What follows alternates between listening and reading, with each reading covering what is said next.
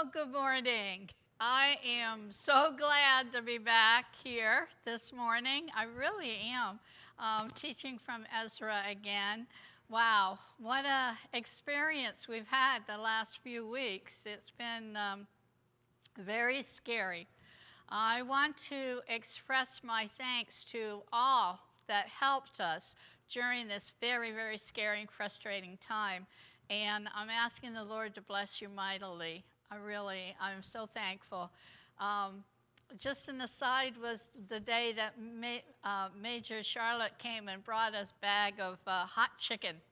I was like, oh, yes, a hot meal, and we tried to fire up the barbecue, and we got that working for a few things. So should have seen us trying to.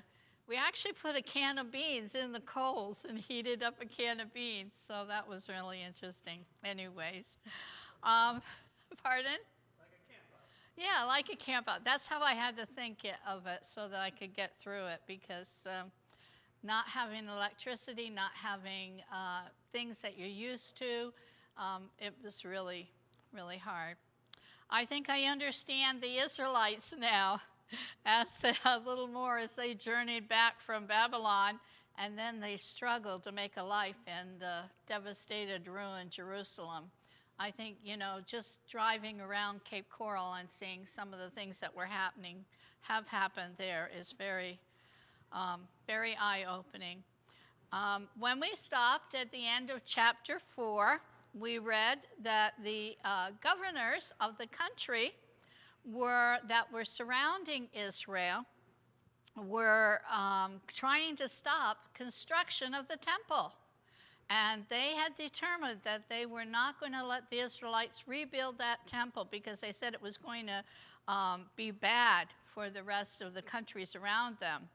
So they decided that they were going to write a letter.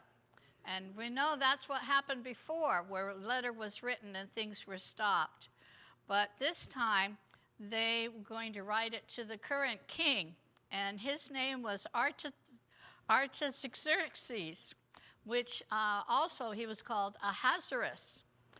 And so he was going to request that the king issue a decree, and that would halt the construction, because that's what happened before.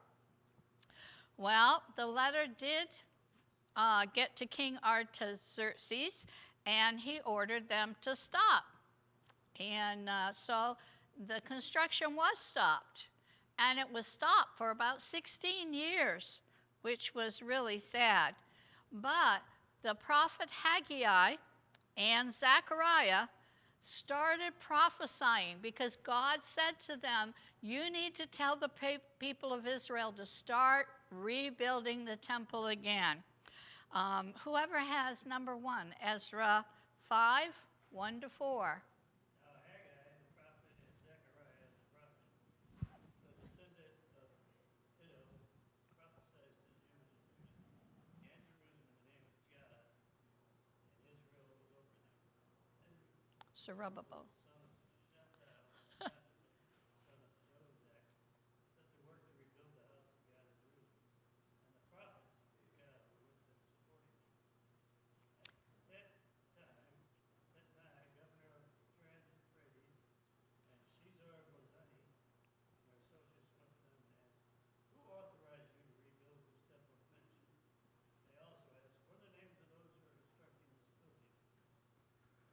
Okay, so the work starts up again, because they've been told that this is what God wants them to do.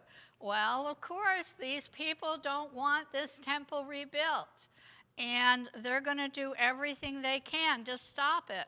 So the spies went to the governors of the Trans-Euphrates, and they told them everything that was happening in Jerusalem, how they were rebuilding. And that's why they came in a group. Seems like when you're in a group, you have more courage to go and do something, doesn't it? If it's just you by yourself, you don't want to go. Well, that's what happened with these guys. And they go up to the leaders in Jerusalem and they say, Who told you to do this? What's the name of your leaders? Now, I wonder why they wanted that, Duh. But God was watching. And so they kept on building. And they kept on building. And so another letter was going to be written and sent out. But this time it was going to go to King Darius, who was the current king in the Babylon, Syrian Persian Empire. Well, more trouble. What can they do? I mean, all around them is opposition to what they're doing. So the letters made the governors seem very important because they listed all the governors' names and their titles. And they said, oh, we have dangerous information that we want to impart to King Darius. So basically, they repeated everything that was in the previous letter that had been sent about 16 years before. So they weren't even original themselves. They just kind of basically copied, and wanted to do that. But they added that maybe it'd be a good idea if the king went and researched the original decree that sent the Israelites to Jerusalem. And I think in their mind, they thought that if Darius could not find the original decree, then the whole thing could be stopped and they would never have to worry about it again. Well, let's see what happens. In number 2, Ezra 5. Someone has that? 5 and 17.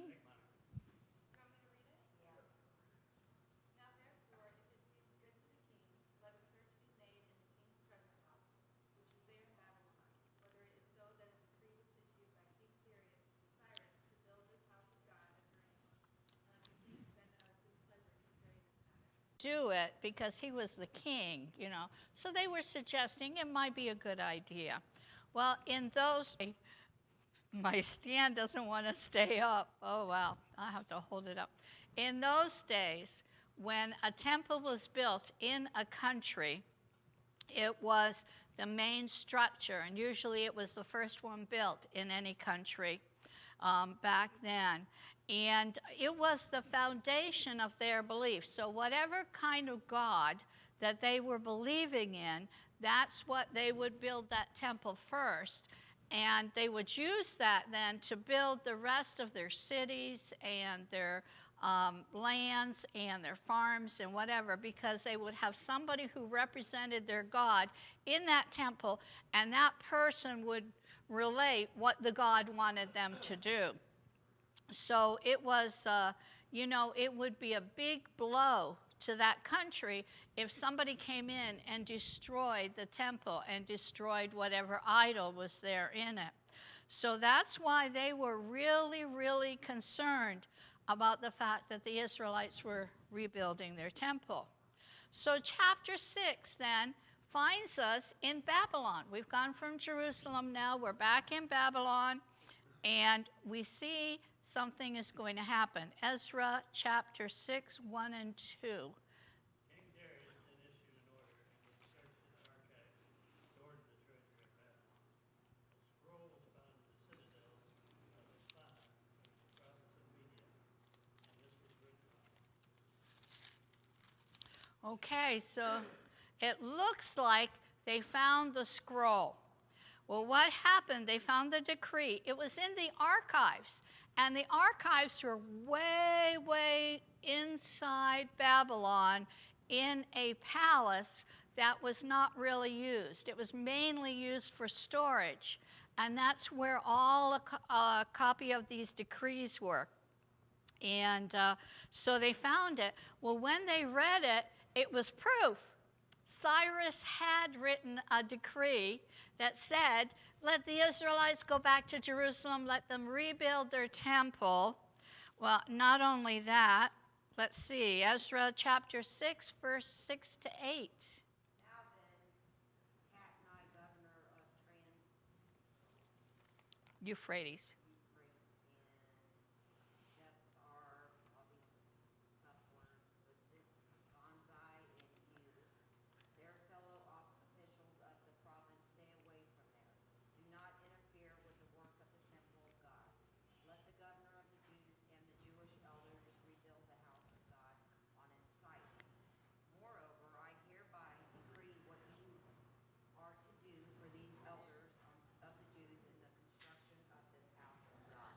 So isn't that cool? I mean, Darius read the decree. He said, yes, I'm going to stand by the decree. I am not going to try to change the law. You've got to quit messing with these people. Stay away from them, leave them alone, and not only that, you got to help pay for what they're doing. And you got to give them supplies. So that really took the wind out of their sails. They're like, oh man, he's saying, hands off, don't mess with the Israelites. And usually that's what happens when God intervenes. He lets people know, you don't mess with my people. They're chosen by me, and you have to leave them alone. Darius even said a blessing over them. Number 5, Ezra 6, 11, and 12.